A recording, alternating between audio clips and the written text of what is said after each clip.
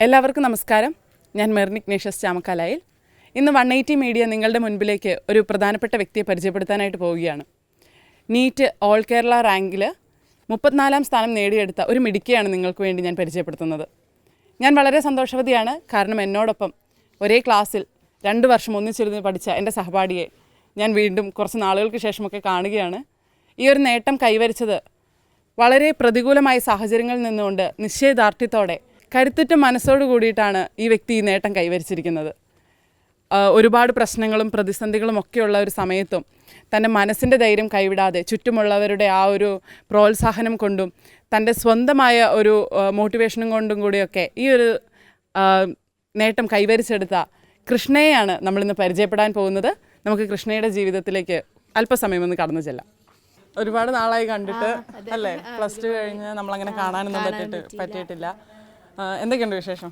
ഇപ്പം സുഖമായിട്ടിരിക്കുന്നു. ഇപ്പം MBBS ഫസ്റ്റ് ഇയർ ആണ്, എറണാകുളത്ത് ശ്രീനാരായണ മെഡിക്കൽ കോളേജിൽ. എങ്ങനെ പോകുന്നു പഠിത്തമൊക്കെ? പഠിത്തമൊക്കെ നന്നായിട്ട് പോകുന്നു. വളരെ ഇഷ്ടപ്പെട്ടു പോയിട്ടുള്ളൊരു കോഴ്സ് ആയതുകൊണ്ട് തന്നെ ബുദ്ധിമുട്ടൊന്നും ഇല്ലാണ്ട് പോകുന്നു. കൃഷ്ണ എനിക്ക് 2 വർഷമായിട്ട് നമ്മൾ ഒന്നിച്ച് പഠിച്ചതാണ് ഒരു ക്ലാസ്സിൽ. അന്നേ കൃഷ്ണ ഭയങ്കര ബ്രില്യൻ്റ് ആണ്.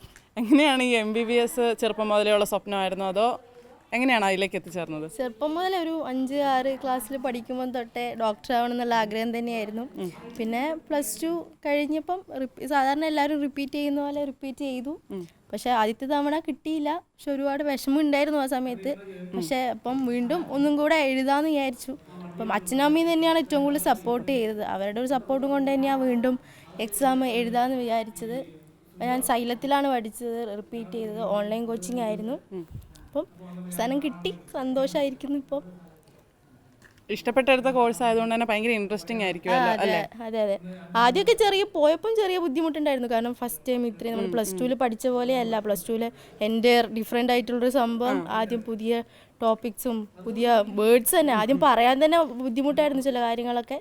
ഇപ്പോൾ അതുമായിട്ട് അഡ്ജസ്റ്റ് ചെയ്ത് നന്നായിട്ട് പോകുന്നു. എങ്ങനെയുണ്ട് സുഹൃത്തുക്കളുടെ ഒക്കെ ഒരു സപ്പോർട്ട്? എല്ലാവരും ഭയങ്കര സപ്പോർട്ടീവാണ്. ഇപ്പം കോളേജിലാണെങ്കിലും ഇപ്പോൾ നമ്മൾ അടുത്തുള്ള ആളുകൾ തന്നെയുണ്ട്. അപ്പം എല്ലാവരും ഭയങ്കര ഹെൽപ്ഫുള്ളാണ്. നമുക്കിപ്പം എന്തെങ്കിലും സംശയം ഉണ്ടെങ്കിലോ എന്തെങ്കിലും എല്ലാ കാര്യത്തിലും സപ്പോർട്ടീവാണ്. ടീച്ചേഴ്സ് ആണെങ്കിലും എല്ലാം നമ്മൾ എന്ത് ഡൗട്ട് ചെന്ന് ചോദിച്ചാലും അപ്പം തന്നെ നമുക്ക് ആൻസർ ചെയ്ത് തരുമോ. പിന്നെ ഇവിടുത്തെ ഫ്രണ്ട്സ് ആണെങ്കിലും എപ്പോഴും വിളിക്കാറുണ്ട്. നീ തന്നെ എപ്പോഴും മെസ്സേജ് ചെയ്യാറുണ്ട്. ടീച്ചേഴ്സ് ആണെങ്കിലും എല്ലാവരും സപ്പോർട്ടീവാണ്. അപ്പോൾ എത്രാം റാങ്ക് ആയിരുന്നു നീറ്റിന് കൃഷ്ണയ്ക്ക് ഉണ്ടായിരുന്നത്? കേരള കാറ്റഗറി 34 ആയിരുന്നു.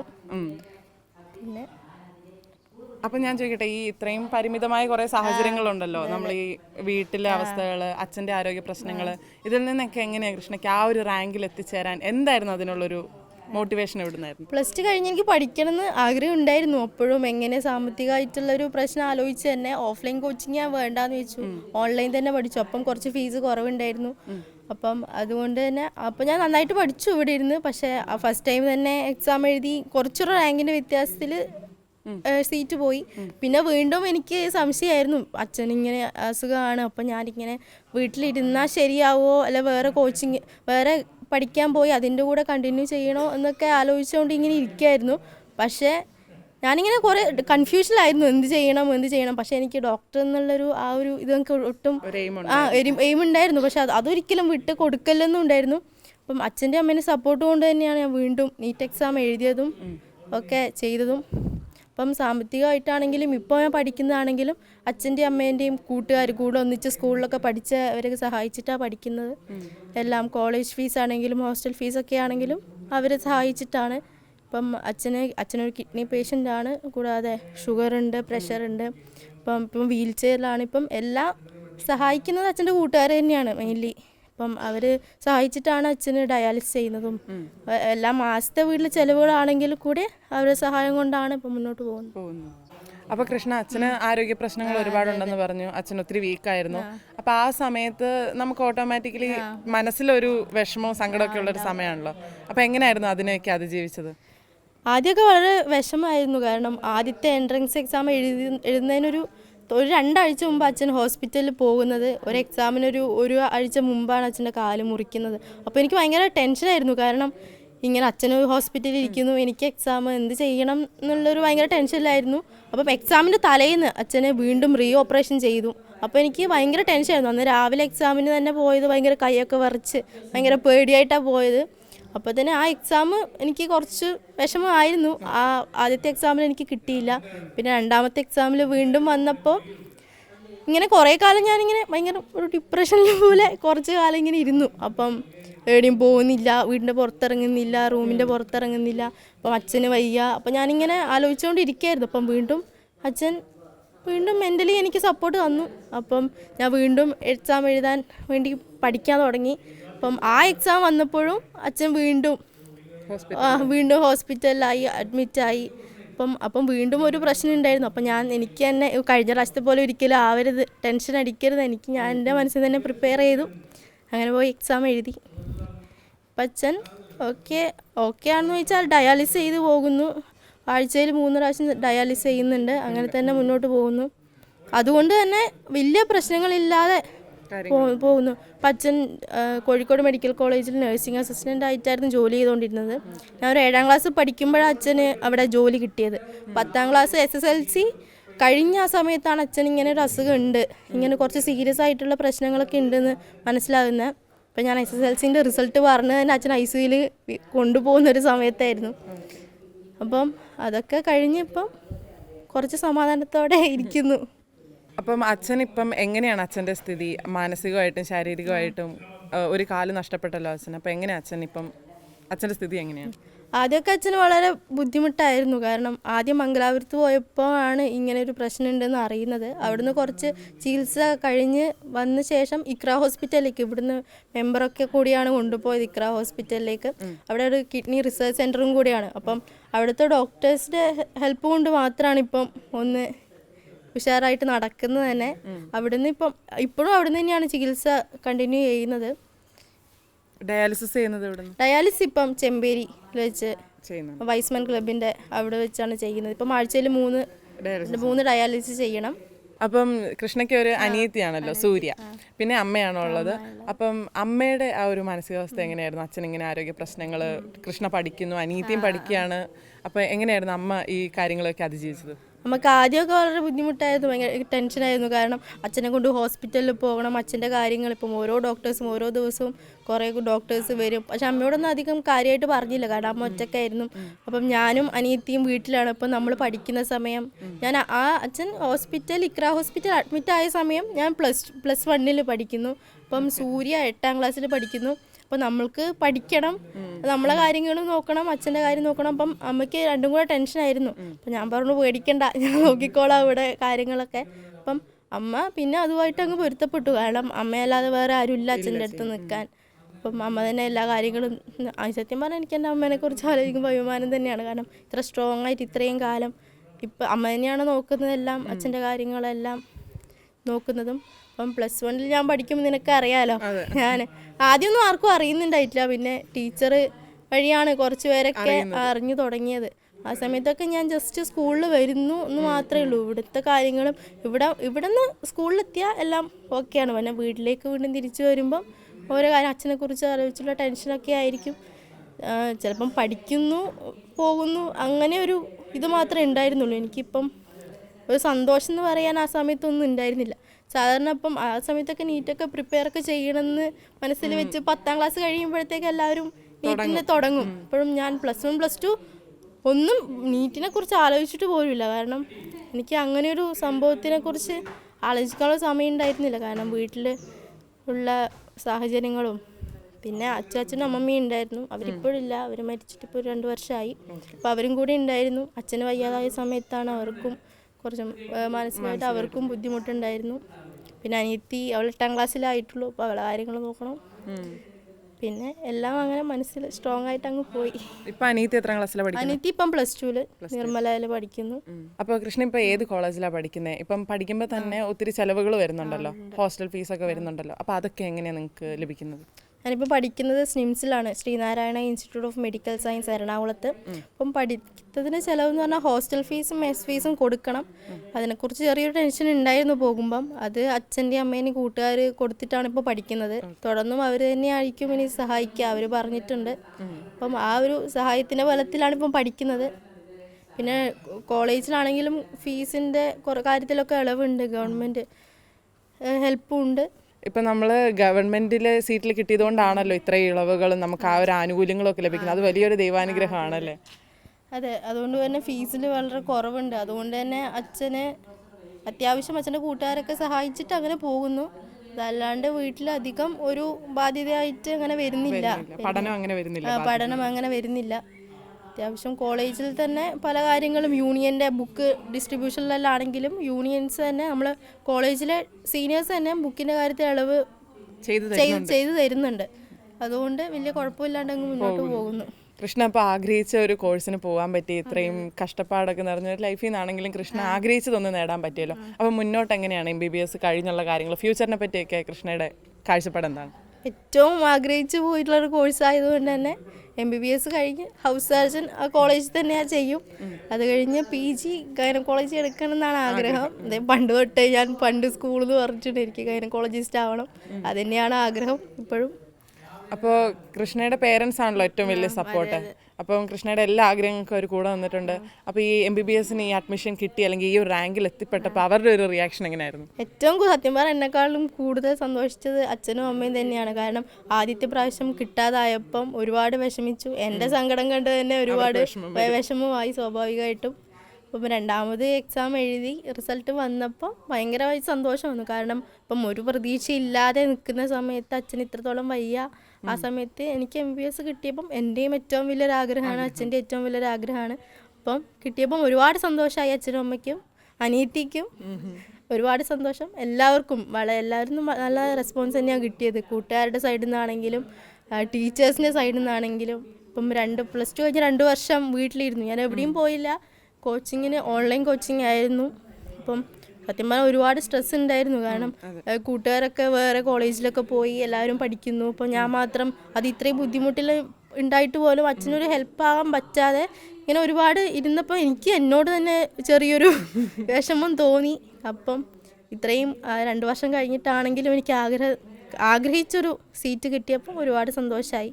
അച്ഛനും അമ്മയ്ക്കും അനിയത്തിക്കും എല്ലാവരും ഇപ്പം സന്തോഷമായിട്ടിരിക്കുന്നു. നമ്മളോട് കൂടെ ഇപ്പം ആയിരിക്കുന്നത് ഏരുവേശി ഗ്രാമപഞ്ചായത്ത് മുൻ പ്രസിഡൻ്റ് ആയിരുന്ന മാർഗരറ്റ് ടീച്ചറാണ്.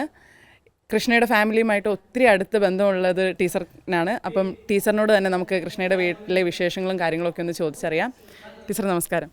എന്നെ സംബന്ധിച്ച് പറയുകയാണെങ്കിൽ എൻ്റെ മൂത്ത മോനെ പോലെയാണ് കൃഷ്ണയുടെ അച്ഛൻ. ഗോപാലകൃഷ്ണൻ എന്നാണ് ഞങ്ങൾ ഓമനപ്പേര് വിളിക്കുന്നത്. ഇവർ ഗോപാലൻ ചിലപ്പോൾ വിളിക്കാറുണ്ട്. ഞാൻ 95-2000 കാലഘട്ടത്തിൽ ഏരുവേശി ഗ്രാമപഞ്ചായത്തിലെ ബ്ലോക്ക് പഞ്ചായത്ത് മെമ്പറായിരുന്ന സമയത്ത് എന്നോടൊപ്പം ഉള്ളൊരു സഹപ്രവർത്തകനായിരുന്നു. അന്നത്തെ പ്രത്യേക സാഹചര്യത്തിൽ ഏരുവേശി ഗ്രാമപഞ്ചായത്തിന് ഭരണം നഷ്ടമാവുകയും ഗോപാലകൃഷ്ണൻ വേറൊരു മെമ്പർ മാത്രമേ ഉണ്ടായിരുന്നുള്ളൂ. എന്നാൽ എനിക്ക് ഒത്തിരിയും സഹായമായിരുന്നു എല്ലാ കാര്യങ്ങളിലും. ഇവിടുന്ന് തൊട്ടടുത്ത് നെല്ലിക്കുറ്റിയിലാണ് എൻ്റെ വീട്. ഏകദേശം ഒരു 3 കിലോമീറ്റർ വരും. എന്ത് ഉണ്ടെങ്കിലും അവിടെ വരികയും സഹായിക്കുകയും സഹകരിക്കുകയും ഒക്കെ ചെയ്യുന്നൊരു മനസ്സായിരുന്നു. ഞങ്ങളൊക്കെ ഒത്തിരി പ്രാർത്ഥിച്ച് ഒരുപാട് പരീക്ഷയൊക്കെ എഴുതിയ ഒത്തിരി പ്രാർത്ഥിച്ചൊരു ജോലിയൊക്കെ കിട്ടി. കോഴിക്കോട് മെഡിക്കൽ കോളേജിലായിരുന്നു ജോലിയൊക്കെ കിട്ടി. അധികം താമസിക്കാതെ തന്നെ ഈ രോഗത്തിന് അടിമയാവുകയൊക്കെ ചെയ്തതൊക്കെ ഞങ്ങളെ സംബന്ധിച്ച് വളരെ വിഷമം ഉള്ളൊരു കാര്യമാണ്. ഈ അടുത്ത നാളിൽ ഗോപാലകൃഷ്ണൻ ഷുഗറൊക്കെ കൂടി കാലൊക്കെ മുറിച്ച സമയത്ത് ഞാൻ ഈ താഴെ വരെയും വന്ന് എൻ്റെ മോൻ്റെ കൂടെ താഴെ വരെയും വന്ന് ചെറിയ സഹായമൊക്കെ കൊടുത്ത് തിരിച്ചു പോകാൻ ഒരിക്കലും എനിക്ക് ഈ ഒരവസ്ഥ എനിക്ക് കാണാൻ സാധിക്കില്ലാത്തതുകൊണ്ട് ഇന്ന് പ്രത്യേക സാഹചര്യത്തിൽ ഇവിടെ വരേണ്ടി വന്നു. ഏതായാലും ഇതൊരു കോളനിയാണ്. ഈ കോളനിയിലെ ഒരു നേതാവായിരുന്നു, ഈ പ്രദേശത്തിൻ്റെ ഒരു നേതാവായിരുന്ന ഈ ചിന്ന പയ്യന് ഇതുപോലെ വന്നിട്ട് ദൈവത്തിൻ്റെ പ്രത്യേക ഒരു ഇടപെടലാണെന്ന് വിചാരിക്കാം. 2 മക്കളാണുള്ളത്. മൂത്ത മോള് ഇവിടെ ചെമ്പേരിയിൽ നിർമ്മല ഹയർ സെക്കൻഡറിയിൽ പഠിച്ച് പരീക്ഷയൊക്കെ എഴുതി സ്വന്തം കഴിവുകൊണ്ട് പരീക്ഷ എഴുതിയതായിട്ടാണ് എൻ്റെ അറിവ്. പിന്നെ പഠിച്ച് പരീക്ഷയൊക്കെ എഴുതി നല്ല റാങ്കോടെ ഇപ്പം എറണാകുളത്ത് മെഡിക്കൽ കോളേജിൽ പഠിക്കുകയാണ്. ഇളയ കുട്ടിയും അതേപോലെ തന്നെ ഇപ്പോൾ +2 ആണ്. നല്ലൊരു ഭാവിയുണ്ട്. ഏതായാലും ദൈവാനുഗ്രഹത്താൽ എനിക്ക് മനസ്സിലാക്കാൻ കഴിഞ്ഞത് 19ഓളം ഓപ്പറേഷനുകൾ ഗോപാലകൃഷ്ണൻ ഇപ്പോൾ പല രീതിയിൽ ചെയ്തു കഴിഞ്ഞു. എന്നാലും നല്ല മിടുക്കനായിട്ടിരിക്കുന്നു. ഞാനിപ്പോൾ ഉള്ളിൽ നിന്ന് കണ്ടിട്ടിങ്ങ് ഇറങ്ങിയതാണ്.